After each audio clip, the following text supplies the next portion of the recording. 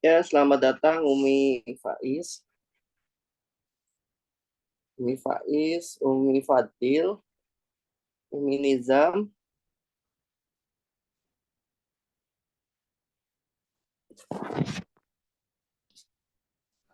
Assalamualaikum Pak Ustadz. Ya, Ibu, gimana kabarnya, Ibu? Alhamdulillah baik. Assalamualaikum Ustadz. Salam. Lagi sibuk ya, Ibu ya? Enggak sih, enggak terlalu sibuk Ustadz. Oh iya. Ini anak-anak lagi pada Renang ini ya. renang di jam-jam pool. Oh, Awalnya mah sama saya, cuman karena saya ada ada tugas sih sebenarnya, Ibu ya, dari sekolah. Tugas dari sekolah untuk menyampaikan eh,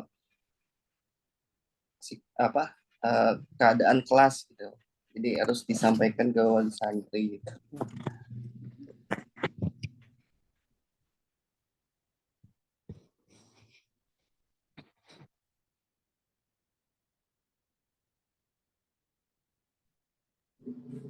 Sambil nunggu yang lain, karena waktunya juga terbatas ya Umi, sepertinya kita mulai duluan saja ya.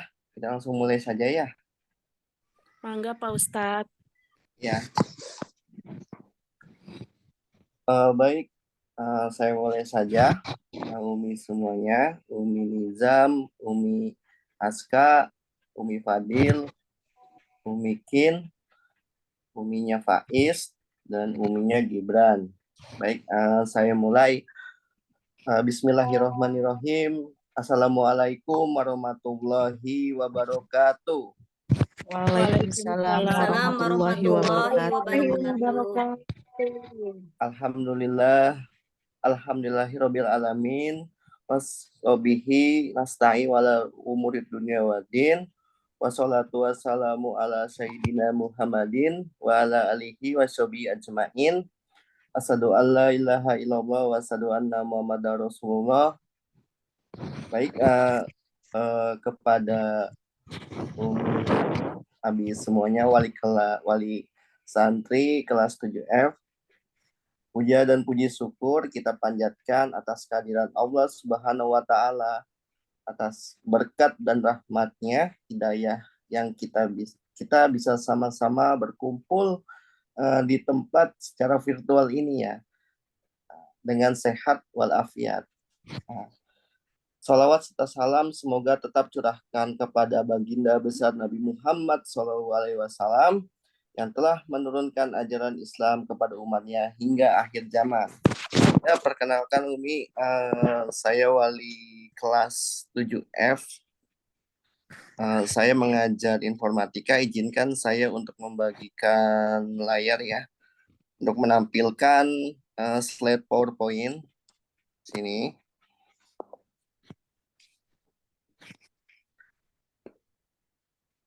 Ya, baik. Umi, kelihatan ya? Ini slide-nya ya?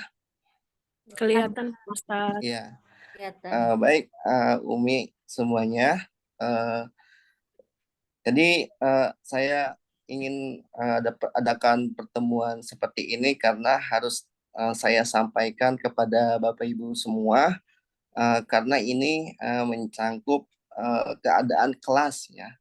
Keadaan kelas di kelas 7F gitu ya. Dimohon untuk Umi Abi semuanya agar informasi ini bisa diketahui oleh orang tua gitu ya. Jadi mohon izin saya menyampaikan materi tentang keadaan kelas ya.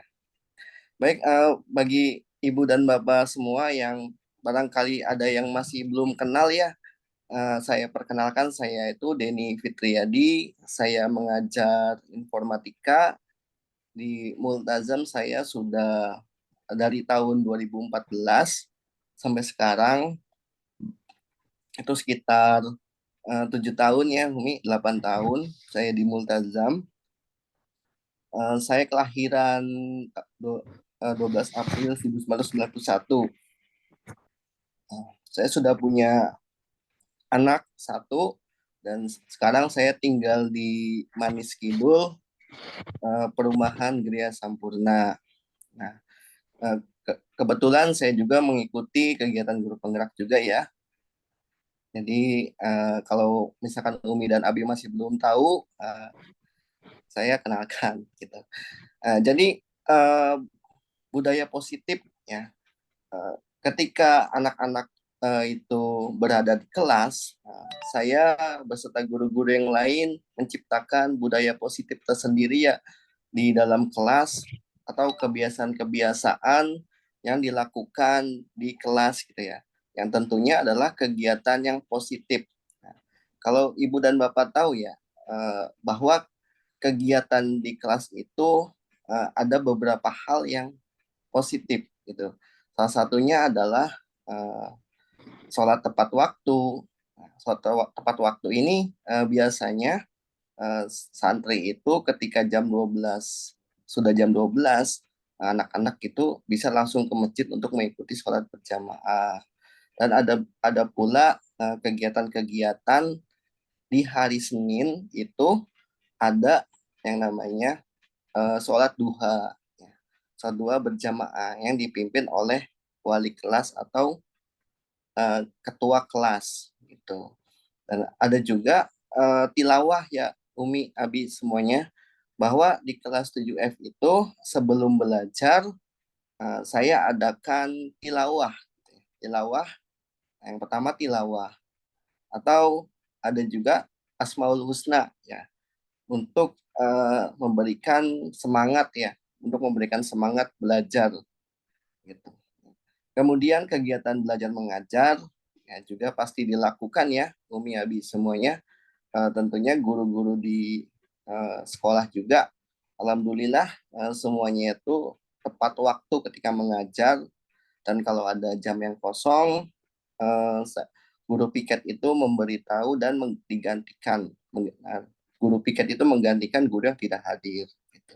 Dan kemudian 7F itu tidak kalah pentingnya, yaitu memiliki sifat disiplin ya, disiplin dalam segi pakaian, dalam segi eh, menggunakan sepatu, menggunakan peci. Nah, itu kedisiplinan itu selalu dijaga ya di kelas 7F. Dan di sini jadi sebuah motivasi itu penting ya. Kami pada para guru-guru itu saling memotivasi santrinya, ya, saling memotivasi santrinya dalam dua dua hal ya Umi Abi semuanya ya.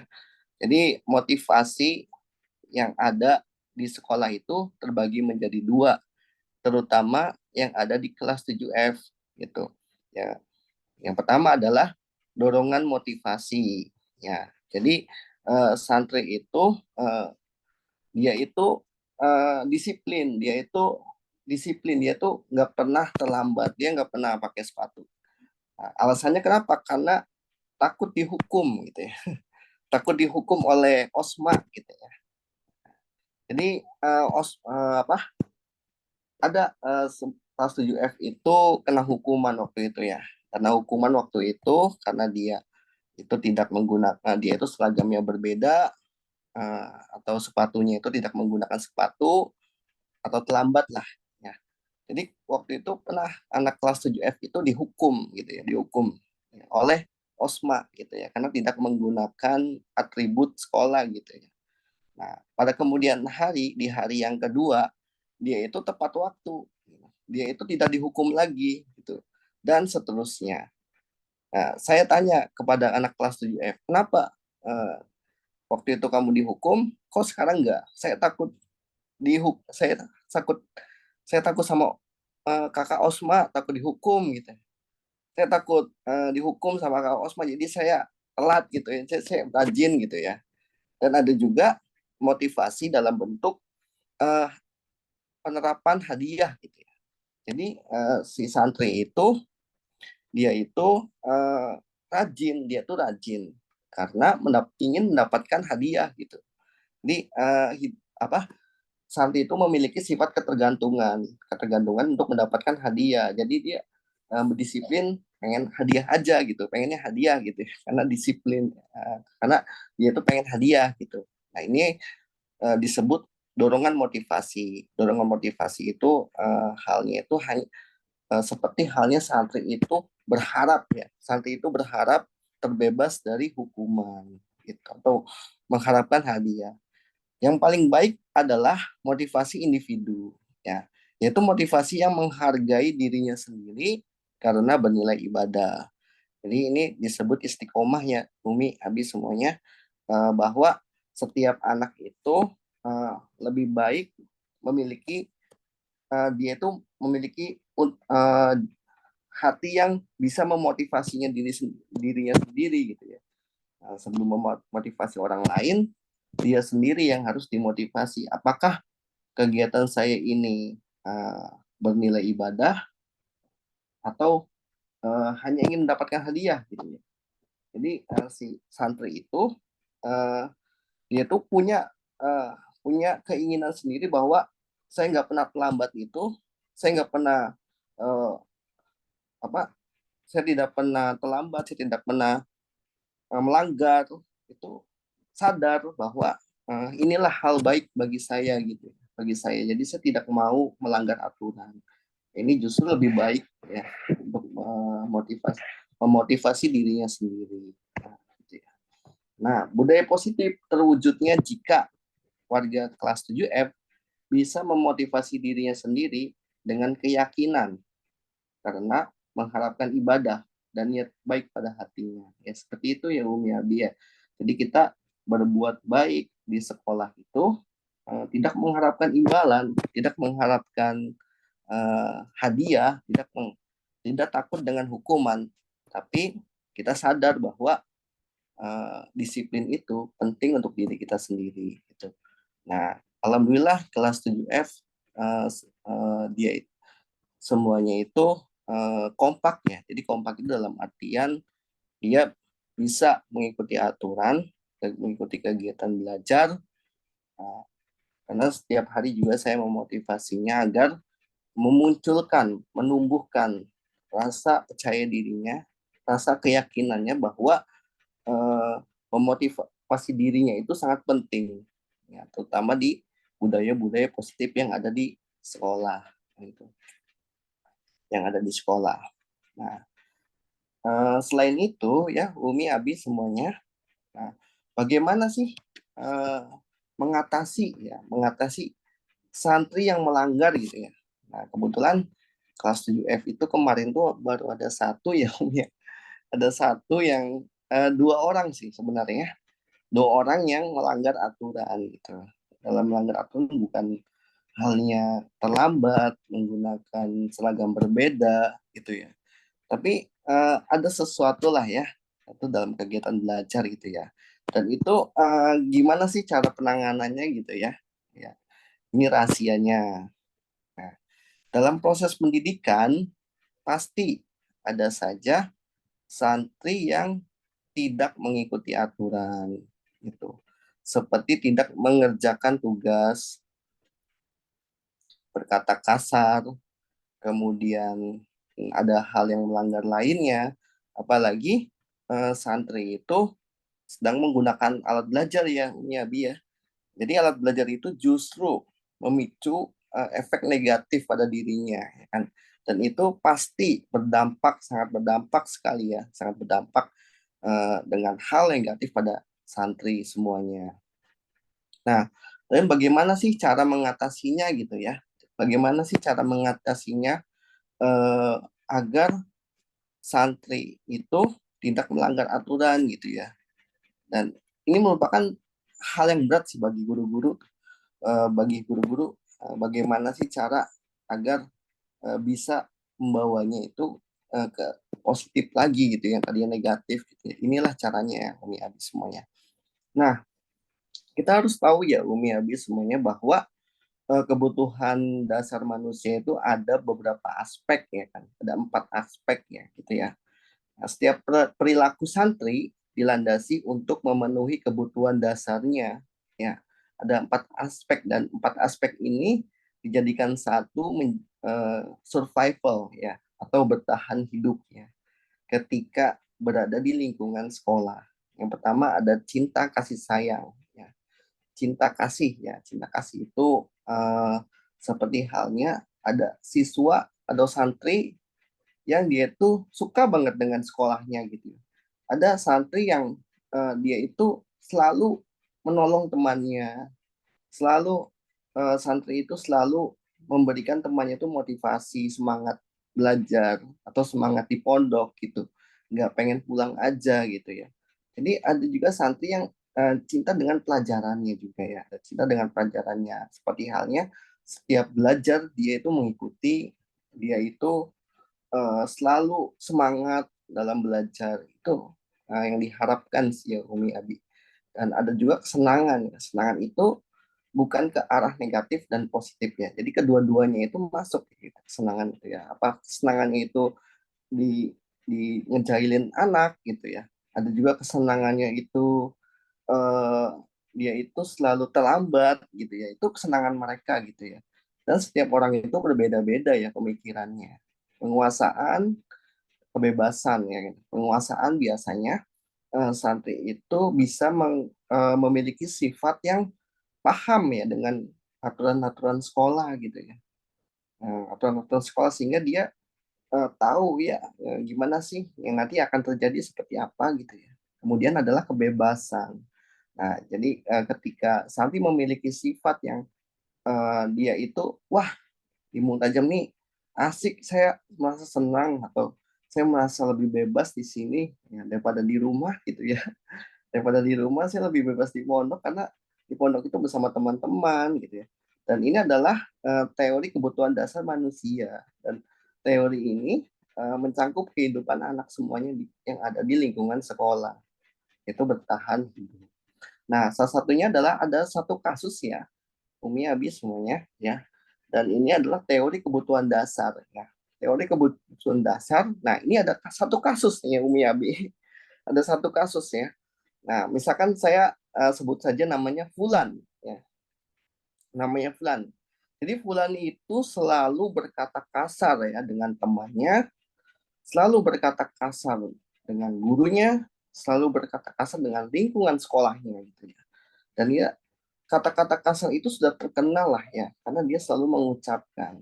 Nah, dan sebut saja Fulan ya, Umi Abi. Sebenarnya di kelas 7F itu saya nggak bisa menyebutkan sih ya, tapi saya sebut saja Fulan gitu ya. Nah, selalu berkata kasar. Nah, bagaimana sih? Nah, jadi si Fulan ini berkata kasar atas kemauannya sendiri karena bersifat kesenangan gitu ya. Saya senang berkata kasar karena berkata kasar itu asik gitu ya. Saya senang, eh, saya senang melakukan ini. Saya ngomongin orang, saya senang gitu ya. Saya senang dan ini adalah kesenangan saya gitu. Saya senang berbicara. Saya berbicara yang aneh-aneh, saya senang gitu ya. Nah, itu tingkah laku si Fulan. Nah, kita semuanya, kami sebagai guru, bagaimana mengatasi hal seperti itu pada santri? Ya, pada santri yang seperti itu selalu berkata kasar. Ya. Nah, salah satunya adalah guru memberikan kesempatan untuk melakukan eh, keaktifan di depan kelas gitu ya. Salah satunya adalah membaca puisi, lagu wajib, pidato bahasa Arab Inggris di hadapan teman-temannya. Jadi perkataan santri yang ngomong asal-asalan itu bisa diolah gitu ya, bisa diolah kembali menjadi sesuatu yang positif gitu ya, sesuatu yang positif. Dia bisa berbicara, dia lantang berbicara. Gunakanlah berbicara itu yang baik. Ya. Salah satunya guru yang mendorong anak itu menjadi baik. Ya. Bapak Ibu semua, ini berlaku juga di rumah juga ya, Umi Abi semuanya di rumah juga kan. Kalau misalkan ada uh, anak ibu semuanya yang di rumah itu dia tuh selalu ngomongnya aneh gitu ya, atau uh, dia tuh berbicara kepada adiknya tuh kasar gitu ya. Diperlakukan gimana sih guru itu ingin membuat dia tuh bisa bicara, yaitu dengan menugaskan ya, menugaskan si Fulan untuk melakukan karya di depan kelasnya dan dilihatkan oleh eh, teman-temannya gitu ya, seperti membaca puisi, pasti lebih bagus ya hasilnya tuh ya. Yang tadi orang banyak bicara, ya dia ditugaskan untuk menyanyikan lagu misalkan, berpidato bahasa Arab atau bahasa Inggris di hadapan teman-teman. Nah, kemudian ada lagi kasus dua, ya kasus dua ini adalah kebutuhan dasar ya, yaitu penguasaan. Fulan selalu malas ya. Jadi ada santri yang dia tuh malas banget ya, dia tuh malas untuk belajar, mengerjakan tugas saja nggak mau gitu ya, menganggap remeh pekerjaan gitu ya. Dia itu selalu tidak mengerjakan tugas apapun ketika di kelas juga tidak mengerjakan tugas, PR juga tidak dikerjakan. Nah, ini termasuk penguas teori dasar kebutuhan manusia, penguasaan ya, gitu ya. Bagaimana sih agar Fulan itu bisa rajin ya dan aktif kembali ketika belajar gitu ya. Aktif kembali ketika belajar, rajin lagi gitu ya. Ya menumbuhkan sifat disiplinnya lah ya. Karena rajin, aktif belajar itu termasuk hal yang disiplin. Yaitu guru membuatkan jadwal checklist kepada si Fulan terkait rutinitas kegiatan sekolah. Ya, biasanya itu diberi reward ya, diberi reward. Kalau si Fulan itu dia tuh mencekliskan semua kegiatannya, berhari-hari dia mencekliskan semua kegiatannya, biasanya guru itu memberikan reward pada dia ya, berupa nilai ulangan yang bagus ya, atau nilai tugasnya tuh ditambahin, nilai rapotnya juga ditambahin gitu ya. Karena untuk uh,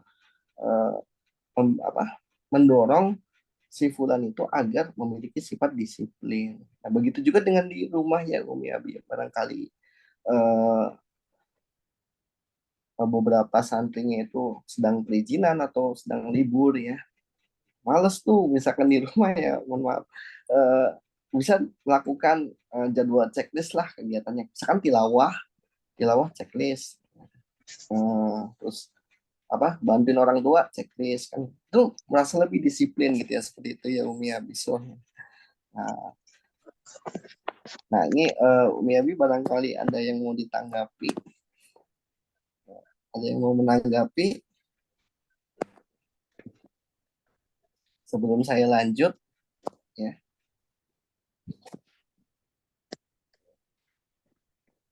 Nah, ini saya bisa melihat.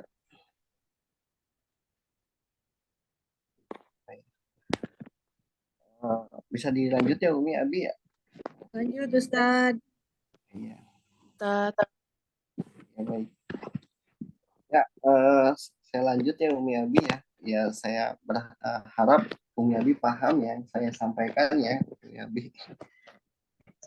Ya, kemudian ada sebut teori kontrol ya. Teori kontrol ini sebenarnya bukan untuk siswa ya, bukan untuk siswa, tapi untuk pembimbing seperti guru, orang tua, kepala sekolah, dan wali kelas ya. Jadi ada beberapa sifat dari Bapak Ibu semua atau dari yang lain, yaitu ada yang sifatnya penghukum, pembuat merasa bersalah, teman, pemantau, dan manajer ya. Nah, kalau saya boleh menampilkan sebuah video ya, Umi Abi semuanya. Nah, menampilkan video tentang teori kontrol.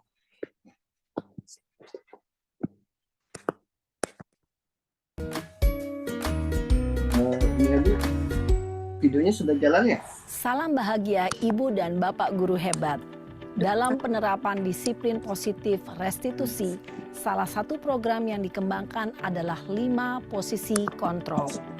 5 posisi kontrol dalam restitusi adalah proses perjalanan seorang pendidik agar dapat mengenali dirinya. Pada video kali ini, kita akan membahas tentang 5 posisi kontrol yang dikembangkan oleh Diane Gosson dan contoh penerapannya.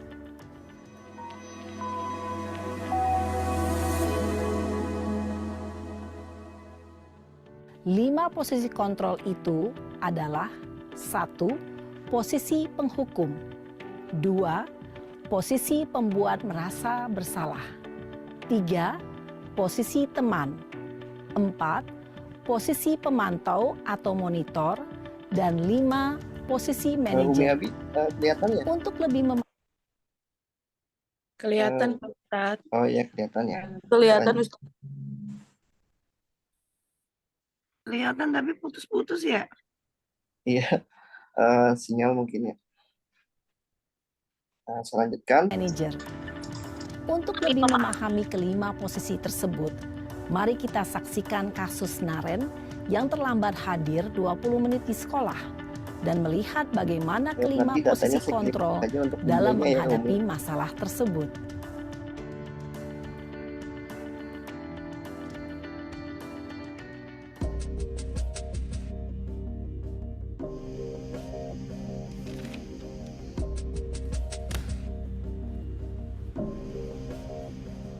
Naren! Sini kamu! Selamat pagi, Bu. Selalu terlambat. Kamu deh, pasti terlambat. Maaf, Bu. Saya... Apa? Apa coba? Alasan kamu apa lagi?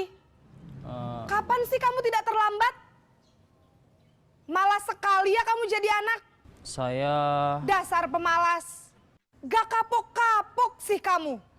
Sudah berapa kali terlambat? Sana, kamu keliling lapangan basket 2 kali. Kenapa saya harus keliling lapangan basket, Bu? Kenapa? Kamu mau lawan ibu? Berani-beraninya jawab. Sudah terlambat, masih berani jawab pula. Sekarang, keliling lapangan basket 5 kali sekalian. Biar kapok. Cepat, pergi sana ke lapangan basket. Posisi penghukum biasanya berbicara dengan nada tinggi, menghardik, menunjuk-nunjuk, menyakiti, dan menyindir. Hukuman bisa berupa fisik maupun psikis. Ibu dan bapak guru hebat, dampak yang terjadi pada murid ketika guru berada pada posisi penghukum adalah murid cenderung akan memberontak, bahkan menyimpan dendam.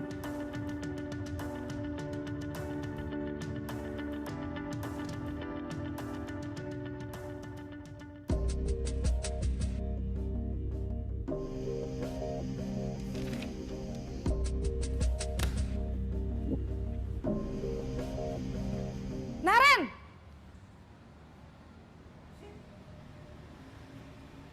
Selamat pagi, Bu. Naren. Kamu kenapa terlambat lagi, nak? Ya Tuhan, Naren. Kamu senang ya bikin ibu susah ya?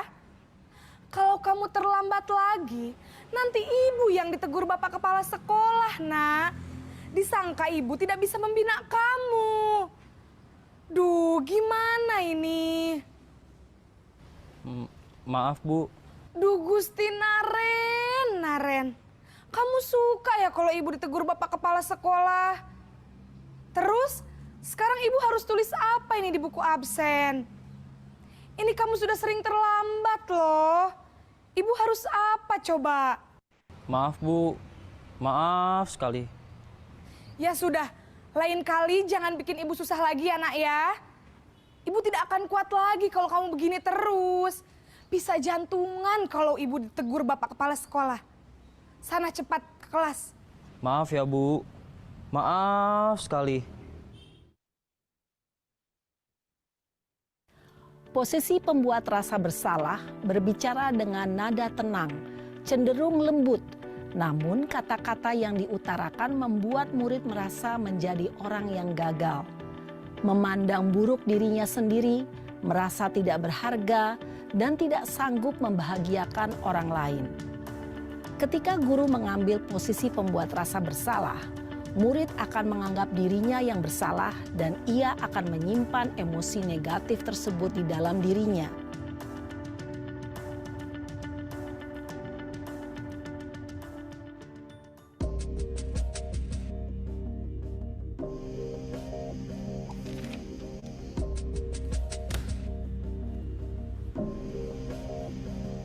Naren!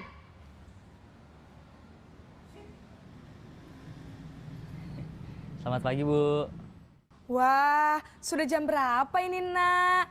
Terlambat lagi ya sayang. Iya, Bu. Habis ibu saya lupa bangunkan saya, Bu. Kamu malah menyalahkan ibu kamu. Kamu bukannya anak yang larinya paling kenceng. Kok terlambat sih? Iya, Bu. Saya memang terlambat bangun tadi. Jadi, biarpun saya lari kencang, tetap gak kekejar, Bu. Ya sudah sana. Nanti lain kali larinya lebih kenceng lagi ya. Biar gak terlambat lagi. Bikin seneng ibu. Demi ibu. Bisa kan? Bisa lah, Bu. Ya sudah sana masuk kelas. Ibu beresin urusan absen kamu. Kamu ini ada-ada saja. Dalam posisi teman, guru berbicara dengan nada suara ramah, akrab, cenderung bersenda gurau untuk menjaga suasana tetap santai. Murid akan merasa senang, aman, dan akrab dengan guru. Identitas yang tercipta adalah identitas sukses atau berhasil. Namun, perlu diingat, karena ini masih dorongan eksternal, maka ada faktor ketergantungan dari murid kepada orang tertentu. Di sini guru absennya, sehingga di lain waktu murid bisa berperilaku baik, namun hanya kepada orang-orang tertentu saja.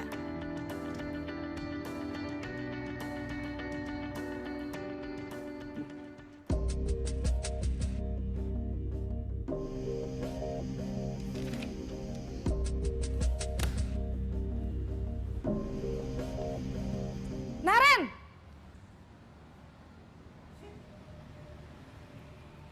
Selamat pagi, Bu. Naren, apa peraturan sekolah kita tentang jam berapa kita harus masuk sekolah, nak? Kita harus di sekolah jam 7, Bu. Iya, betul. Sekarang sudah jam 7.20. Naren sudah tahu konsekuensinya jika terlambat hadir. Paham, Bu. Saya harus tinggal kelas pas jam istirahat selama 20 menit. Iya, benar. Konsekuensinya demikian. Jadi nanti jam 9.30 pas istirahat, kamu harus tinggal di kelas, kerjakan tugas tambahan untuk ketertinggalan kamu, ya? Baik, Bu. Posisi pemantau mengandalkan penghitungan atau data untuk mengontrol murid. Guru mengarahkan murid berdasarkan peraturan dan konsekuensi. Seorang pemantau menunjukkan bahasa tubuh dan ekspresi wajah yang datar dan cenderung formal.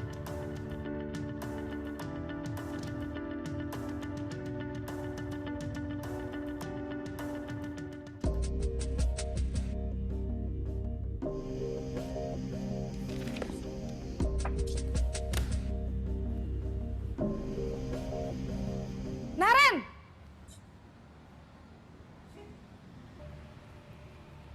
Selamat pagi, Bu. Selamat pagi, Naren. Maaf, Bu. Saya terlambat. Iya, sekolah masuknya jam 7, sekarang sudah jam 7.20. Jadi sekarang bagaimana ini, Naren? Maaf, Bu. Saya lupa setel alarm saya semalam. Baiklah, menurut kamu, keyakinan sekolah yang mana yang perlu kamu tingkatkan? Menghargai diri sendiri dan orang lain mungkin ya, Bu. Setuju. Jadi, apakah Naren meyakini prinsip saling Bapak Ibu menghormati semuanya, tersebut? Iya, Bu. gimana Saya videonya, Bu? meyakininya. Apakah Naren bersedia memperbaiki masalah keterlambatan ini? Bersedia, Bu. Bagaimana kamu akan perbaiki masalah keterlambatan ini? Gimana? Saya akan coba untuk tidak Videonya lupa sudah menyetel alarm kedengar saya, nggak, Bu. Videonya. Baik, kalau Jelas, kamu lupa Ustaz. menyetel alarm di Jelas, ya. rumah, Iya. ada orang yang kira-kira bisa bantu mengingatkan tidak? Ada, Bu. Kakak saya, Kak Ema. Ada lagi selain Kak Ema? Selain Kak Ema, ada ibu saya. Baik, jadi yang mengingatkan Naren adalah Kak Ema dan ibu kamu ya? Kira-kira akan mulai setel alarm kapan nih, Naren? Setelah pulang sekolah, akan segera saya lakukan. Baik, jadi Naren akan setel alarm untuk bangun besok pagi dan akan diingatkan oleh kakak dan ibunda Naren ya. Ada lagi yang mungkin perlu dilakukan, Naren? Agar tidak terlambat bangun lagi. Tidak ada, Bu. Baik, Naren. Terima kasih untuk kerjasama kamu. Sekarang kamu perlu kembali ke kelas untuk belajar. Baik, Bu. Terima kasih. Posisi manajer adalah posisi kontrol yang disarankan untuk membimbing murid memiliki sikap disiplin yang positif, yaitu murid yang mandiri, bertanggung jawab, dan dapat memecahkan masalah. Tujuan dari posisi ini adalah agar murid dapat berefleksi atas tindakannya. Guru akan dengan tulus memberikan pertanyaan-pertanyaan bermakna, sehingga membuat murid dapat belajar dari kesalahannya dan mencari sebuah solusi untuk menyelesaikannya. Ibu dan Bapak guru hebat, setelah mengamati adegan kelima posisi kontrol tadi, kira-kira posisi mana yang paling ideal? Posisi mana yang dapat menunjang motivasi intrinsik murid? Ya, tentu posisi manajer. Posisi ini memang posisi ideal yang ingin dituju setiap pendidik. Pada posisi inilah, guru dapat menerapkan disiplin positif yang berpihak pada murid, yang memerdekakan murid. Perjalanan seorang pendidik tentunya tidak mudah untuk sampai pada posisi seorang manajer. Namun, tujuan kita pasti, yaitu menciptakan murid-murid yang mandiri, merdeka, dan bertanggung jawab. Semoga penggambaran 5 posisi kontrol yang telah diperlihatkan ini dapat menjadi ajang refleksi bagi kita semua, agar dapat terus mengasah dan menerapkan disiplin positif yang memerdekakan murid. Mari terus berlatih dan bersemangat. Selamat menerapkan. Salam dan bahagia Ibu dan Bapak guru hebat. Ya baik, Ibu, gimana tanggapannya dari video tersebut ya? Tanggapan positif ya. Nanti, jadi sebenarnya ada 5 posisi kontrol ya, itu penghukum, pembuat masa bersalah, teman, pemantau, dan manajer. Jadi mungkin guru-guru yang di Multazam itu memiliki sifat yang berbeda-beda ya. Di bagaimana cara kita agar memilih teori kontrol yang baik gitu ya. Seperti video yang disampaikan tadi, ataupun ada Umi Abi semuanya yang kendala ini ya, kendala sinyal, nanti saya bisa kirimkan videonya gitu ya. Baik Bapak Ibu, kita lanjut aja ya. Ya, ini adalah segitiga retribusi ya. Segitiga retribusi itu merupakan sebuah teori atau validasi tindakan ya. Salah satunya adalah ada beberapa contoh santri yang melakukan pelanggaran ya. Nah, jadi bagaimana cara menyelesaikannya? Itu dengan menggunakan segitiga retribusi. Nah, di sini saya akan tampilkan video lagi nih, video saya ya, Umi Abi, ini video saya tadi kemarin saya baru ngambil, dan kebetulan ada anak yang sedang melakukan kesalahan ya di sini. Halo, Assalamualaikum warahmatullahi wabarakatuh. Saya cepatkan saja ya. Nah, jadi Umi Abi, ini adalah video saya kemarin yang saya buat. Ini ada santri dari kelas lain ya. Kebetulan yang kemarin santri ini telah melakukan pelanggaran ya. Pelanggaran yaitu tidak mengikuti kegiatan ekstrakurikuler. Kita simak ya. Ya, ini Bapak bikin video tentang segitiga retribusi. Nabik ya? Iya. Nabik, kenapa nggak ekskul? Kemarin. Ya kemarin. Soalnya pertama teman-teman pada bilang ini libur. Libur ya? Libur. Juga ada katanya ada yang bilang lupa nginformasiin di asrama juga. Oh gitu. Iya. Yang biasanya ada yang informasiin. Biasanya ada Pak. Yang ngomong gitu ya. Yang ngomong dari teman-teman atau teman-teman ikut iya. ekskul, silakan kumpul Iya, gitu. betul. Ya. Juga ada yang bilang banyak yang bilang juga libur pasti katanya juga. Oh gitu ya. Jadi ini menjelaskan tentang anak tidak ekskul ya. Nabik tahu nggak kalau jadwal ekstrakurikuler tuh hari apa? Rabu. Hari Rabu ya. Iya. Jadi selain hari Rabu Nggak ada. nggak ada gitu. Jadi hari Rabu aja gitu. Nah, ini di eskul robotika ini penting nggak sih buat kamu? Penting nggak? Penting. Penting kenapa? Karena kita bisa memahami sistem gitu, Memahami sistem dan membuat sebuah robot ya. Membuat sebuah robot, Nah, iya. membuat sebuah robot ya. Iya. Nah, Dan melatih kreativitas kita ya, sendiri. melatih kreativitas ya. Ya, itu udah jelas ya bahwa ikut eskul robotika tuh penting ya buat kamu ya. Iya. Nah, jadi biar minggu depan ini antum nggak salah jadwal lagi gimana? Langsung tanya ke Kak Denny aja. Nanya ya. Ya jangan tanya ke bawah. Nah, jadi setiap hari Rabu jam 1 tuh harus Udah udah di Labcom. standby ya, Standby. sudah standby di Labcom ya. Oke. Nah, pasti Bapak ada di situ di lab gitu ya. Jadi biar nggak telat lagi gimana? Biar nggak salah informasi lagi gimana? Langsung aja ke Labcom standby. Ya, langsung standby di Labcom ya. Iya. Gitu. Jadi biar nggak telat lagi ya. Nah, kalau misalkan kita telat kan nanti kayak gini lagi. Tahu nggak kalau misalkan konsekuensinya kalau nggak eskul selama 3 kali, kenapa? Bakal didiskualifikasi. Iya, digantikan dengan yang lain. Itu mau digantikan? Nggak mau. Gitu ya. Jadi caranya agar minggu depan nggak salah informasi lagi, berarti harus standby ya, harus standby. Dan pentingnya eskul robotika ini untuk melatih kreativitas, makanya harus hadir ya, harus hadir. Gitu. Muhammad Nabik Dafa Maulana. Tadi setelah Bapak tanya-tanya tentang nggak mengikuti kegiatan eskul, perasaan Nabik gimana? Merasa bersalah tidak mengikuti ekskul robotika. Iya, merasa bersalah ya. Iya. Ada perasaan yang lain? Apakah ketika dipanggil sama Bapak ada merasa ketakutan atau gimana? Deg-degan doang. Deg-degan doang. Atau kalau depresi ada? Depresi? Oh enggak ya. Ya baik, Umi. Ini adalah tanggapan dari santrinya ketika ditanyain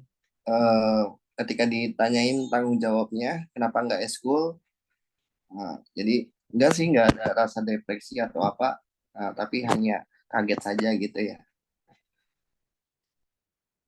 Baik, Umi Abi, saya lanjut ya. Saya sudah kemarin baru membuat peraturan kelas ya di kelas 7F ya. Jadi semuanya itu sepakat ya. Semuanya sepakat tentang bahwa di kelas itu harus memiliki sifat yang baik, yang positif ya, membudayakan positif ya, seperti halnya saling menghormati antar sesama, selalu menjaga kebersihan kelas, masuk kelas tepat waktu, fokus dalam kegiatan belajar, menciptakan suasana belajar yang aman dan nyaman, menjaga nama baik orang tua, menggunakan pakaian sesuai aturan, mengumpulkan tugas tepat waktu, bertutur kata yang baik. Ini adalah peraturan kelas yang diterapkan di kelas 7F. Nah, ada juga program wali kelas ya Umi ya, semuanya, bahwa setiap hari Senin pagi ketika tidak upacara, santri itu dituntut untuk membuat karya yang di dalamnya itu ada mengenal orang-orang di sekitar. Ya, ini merupakan bertahap ya.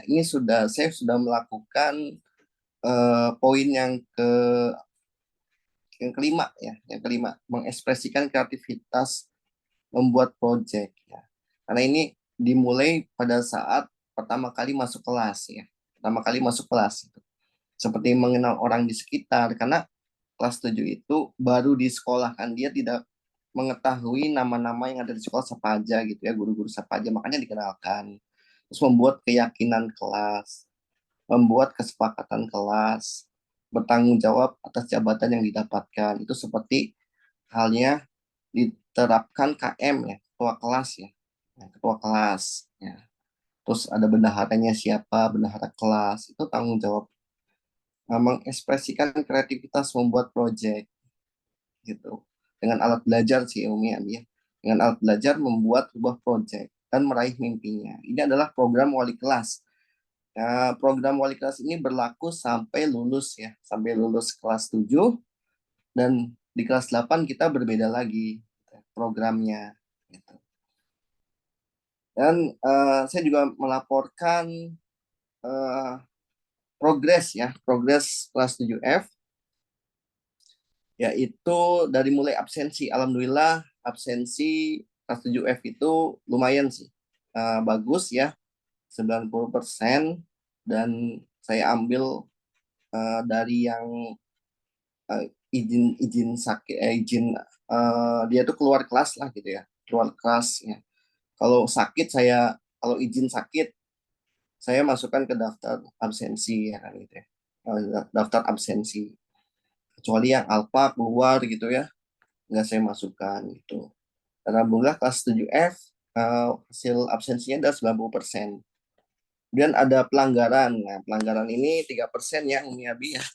3%. Sebenarnya kemarin ada sih, cuman masalahnya itu kecil. Dia itu keluar di jam pelajaran gitu, jam pelajaran.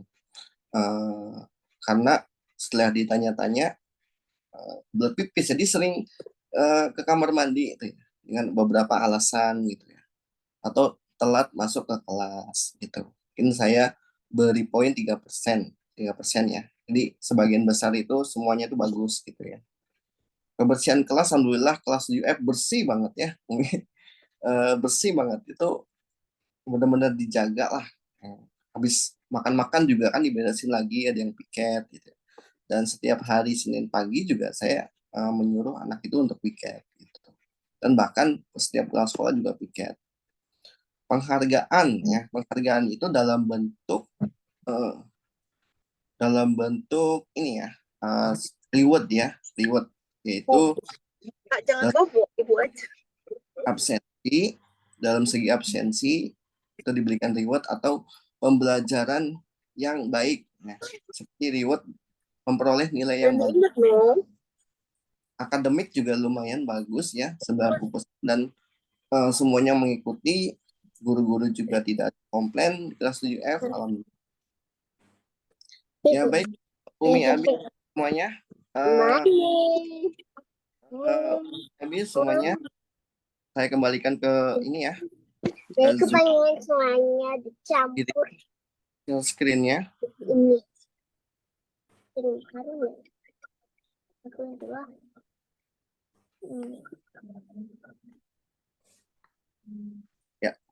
Ya baik, kita kembali ya Umi Abi. Jadi saya akan mohon ya kepada Umi Abi untuk menuliskan kesimpulannya di kolom komentar ya Umi Abi tentang saya paparkan tadi, dari mulai video sampai tentang kelas ya Umi ya. Silakan di kolom obrolan ya. Di kolom obrolan menuliskan kesimpulan ya, atau refleksi ya.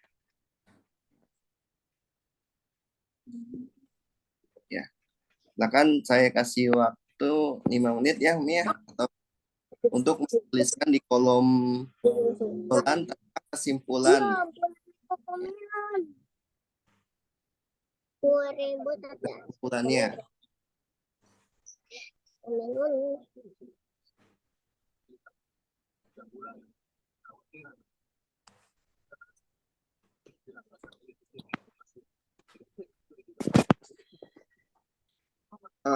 Barangkali sekalian di kolom obrolan itu ada yang mau ditanyakan ya terkait di kelas. Silakan tuliskan di obrolan.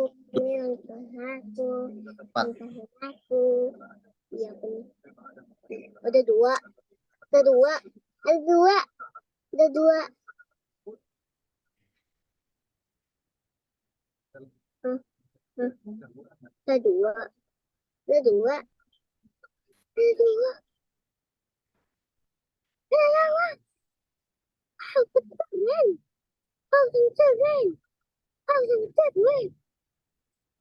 Baik, barangkali ada yang ditanyakan atau mau disampaikan tanggapannya. Ada yang mau ditanyakan terkait kelas, terkait anak juga.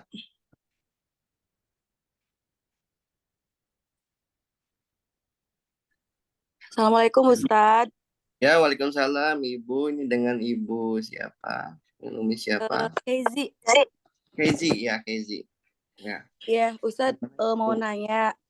Dulu itu kan Kezi itu pernah ini keselip seragam olahraganya itu nggak tahu di apa laundry atau di mana gitu pernah hilang. Nah,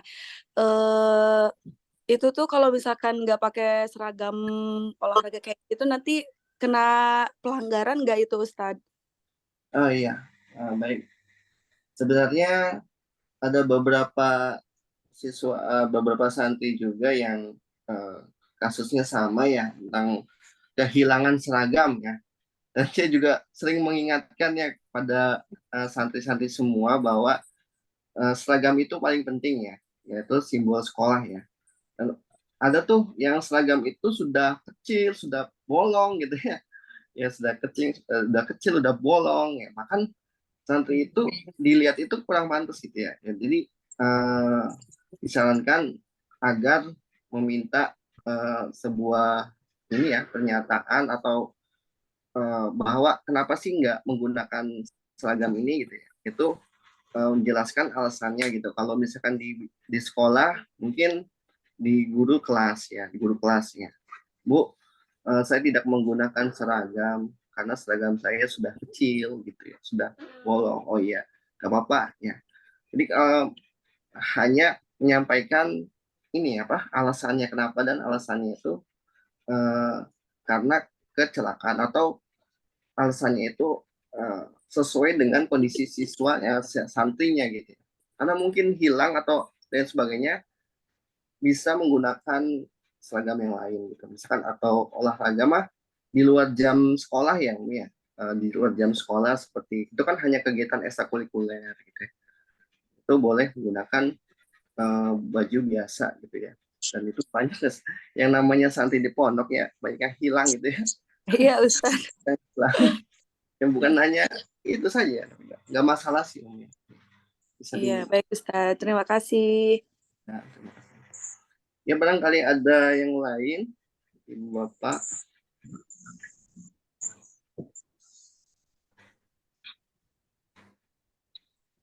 Oh ya baik, ini ada yang bertanya Zaki ya, Zaki Mahrus ya, Uminya ya, Uminya Zaki Mahrus. Ya baik, waalaikumsalam Umi. Jadi apakah raport hasil evaluasi belajar siswa di akhir itu dalam bentuk apa gitu ya?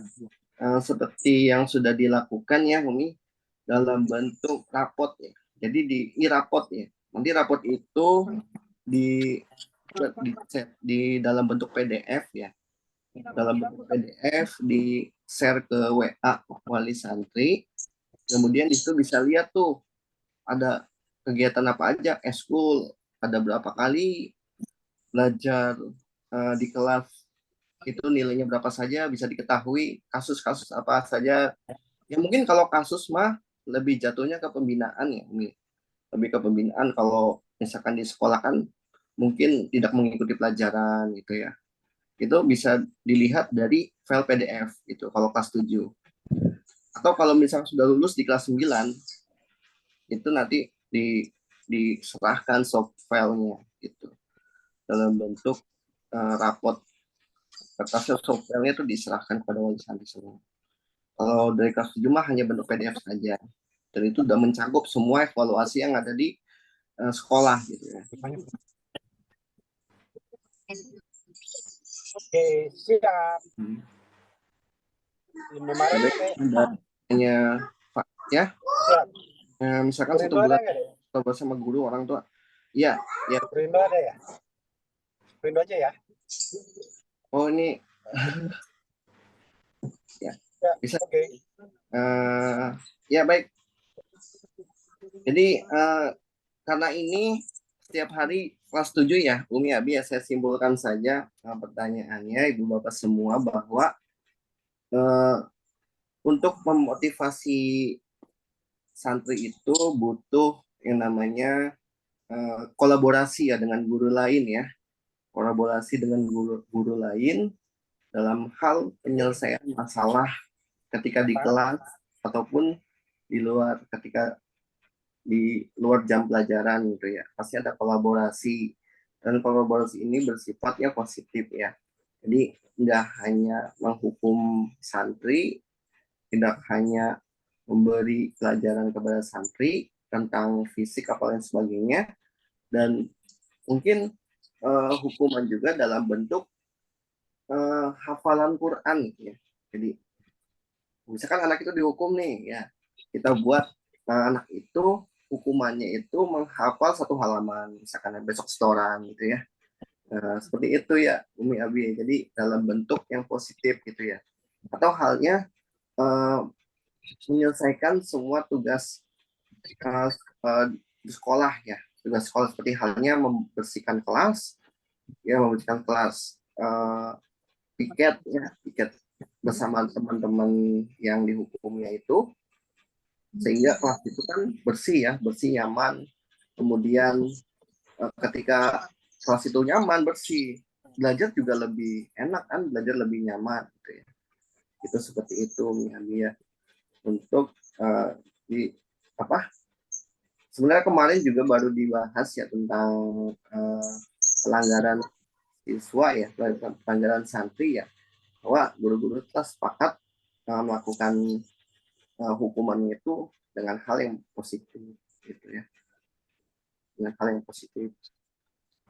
Nah, ataupun ada kendala atau pelanggaran ketika menggunakan alat belajar atau iPad, itu hukumannya berbeda. Bisa juga alat belajarnya itu disita gitu ya, alat belajarnya disita misalkan 1 hari atau 2 hari, itu baru beberapa hari kemudian bisa diserahkan kembali. Baik, ada yang mau ditanyakan lagi Bapak Ibu semuanya? Ya. Assalamualaikum Pak Ustadz. Ya, waalaikumsalam. Ibu siapa? Saya dengan uminya Faiz Pak Ustadz. Oh iya, Faiz. Ya. Faiz ada 2 ya? Iya, ada 2 Faiz tuh. Ya, Ahmad Faiz. Ya, Ahmad Faiz Maulana Pak Ustadz. Ya, Faiz Maulana. Iya, terima kasih Pak Ustadz atas ilmunya. Ini sangat bermanfaat sekali buat saya sebagai orang tua ya Pak Ustadz. Ya. Apalagi saya tidak ada basic pendidik sama sekali, jadi saya sangat berharap acara seperti ini dirutinkan Pak Ustadz. Jadi biar kita sebagai orang tua mengetahui sejauh mana perkembangan anak-anak kita di pondok. Mungkin itu yang pertama. Yang kedua, tadi mengenai video yang ditayangkan, itu kan sangat bagus sekali yang posisi manajer, sedangkan kita kan sebagai orang tua jauh nih posisinya Pak Ustadz. Ini hanya sekedar saran ya Pak Ustadz, bagaimana ketika pembagian rapot akhir gitu, ada sesi khusus antara orang tua dan wali kelasnya atau wali asramanya, di mana seperti ada hal yang perlu diperbaiki di rumah gitu, jadi kita bisa saling berkolaborasi gitu Pak Ustadz. Itu yang kedua. Terus yang ketiga Pak Ustadz, mengenai perpustakaan. Kebetulan karena anak saya ini suka baca buku ya Pak Ustadz ya, saya sempat tanyakan dan ayahnya tanyakan, perpustakaan di AM2 katanya itu bukanya apa benar per jam ya Pak Ustadz ya? Ya. Jadi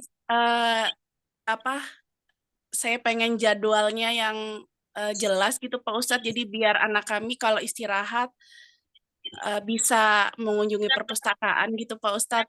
Iya. Ya, baik.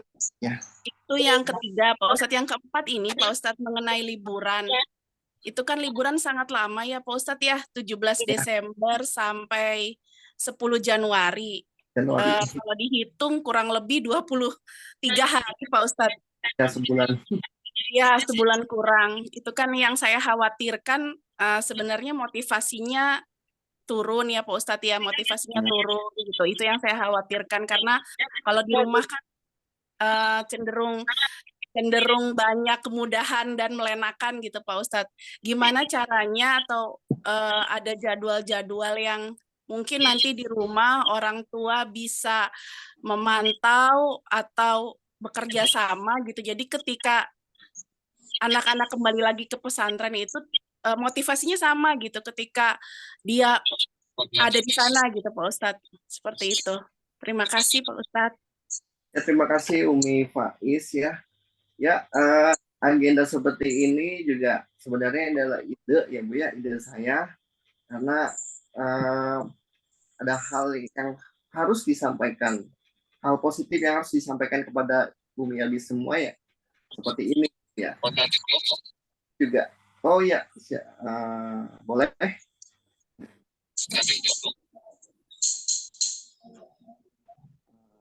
Ya Pak, nanti saya dengan Bapak siapa ya? Ya.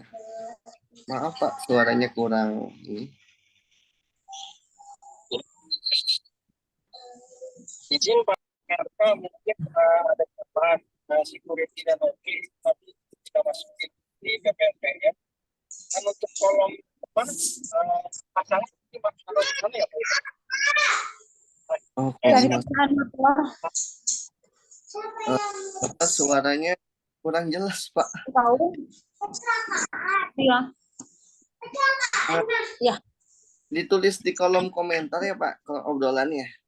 Ya. Saya jawab dulu mamanya Kait. Bapak bisa tuliskan di kolom obrolan. Baik, Umi Faiz ya, saya tanggapi sebentar ya, bahwa kegiatan ini pasti harus dilakukan ya setiap semester gitu ya. Nanti saya sebenarnya setiap semester itu ada pertemuan seperti ini yang disebut sebagai progress report ya, membahas evaluasi santri ya. Cuman kalau sekarang ini nanti di akhir semester itu ada pertemuan lagi sebenarnya, tapi saya lakukan sekarang gitu ya. Kemudian ketika di rumah ya, ketika libur panjang 27 hari, santri itu pasti dia itu proses belajarnya itu menurun gitu ya. Maka dari itu dari pondok nanti menyediakan angket ya, buku untuk membuat santri itu melakukan aktivitas seperti di pondok gitu ya, seperti checklist, jadwal checklist gitu ya Umi Abi ya, jadwal checklist gitu. Nah, tilawah checklist, bantu orang tua checklist. Nah, itu selama liburan itu diberikan buku ya, seperti itu. Nanti kalau misalkan sekolah dia baru pertama kali sekarang ya, nanti saya akan ke sekolah agar membuat sebuah buku, disebutnya adalah buku Motobaah ya. Dan terima kasih saran dan masukannya kepada Umi Faiz ya. Umi Faiz nanti bisa ditingkatkan lagi budaya-budaya seperti ini ya, budaya positif seperti ini.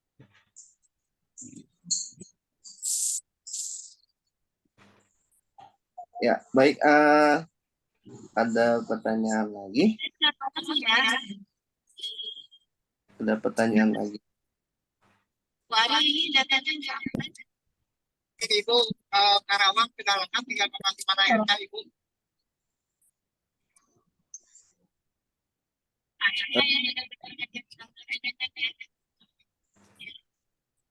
Baik, Umi Abi semuanya, barangkali ada yang mau ditanyakan lagi terkait santri.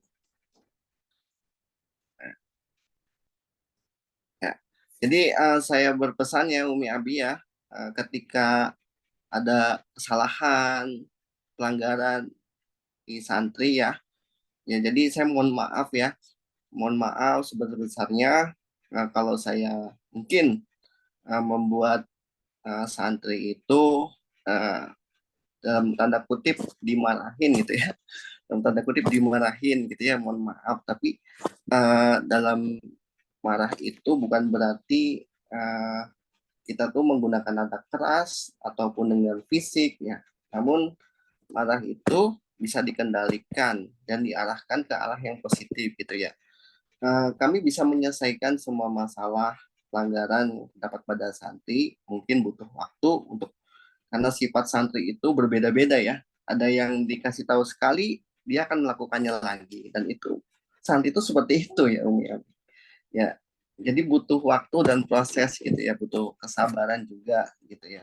Jadi bisa kami tindak lanjuti santri-santri seperti itu ya.